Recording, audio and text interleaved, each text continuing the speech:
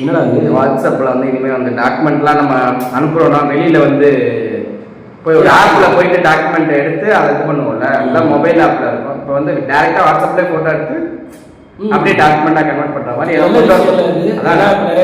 ஏன்னா எல்லாத்தையும் எடுத்து நம்ம எங்கே கொண்டு வரணும்னா வாட்ஸ்அப்பில் தான் யாருக்கும் அனுப்ப போவோம். வாட்ஸ்அப்லேயே வந்துட்டு நான் டேரெக்டாக வாட்ஸ்அப்லேயே போய் டாக்குமெண்ட் எடுத்து இது நல்ல விஷயம். அதை கொண்டு வர போகிறாங்க.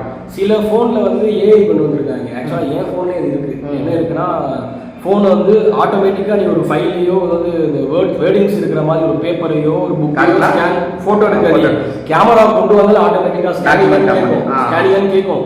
நீ ஸ்கேன் கொடுத்துட்டேன்னு வச்சுக்கோங்க ஆட்டோமேட்டிக்காக ஸ்கேன் ஆயிடும். இது வந்து ஏஐ நிறையா ஃபோனில் வந்து இப்போ கொண்டு வந்துட்டு இருக்காங்க. இது வந்துச்சுன்னா எல்லாருக்குமே ஒரு பெரிய யூஸ்ஃபுல்லாக இருக்கும்.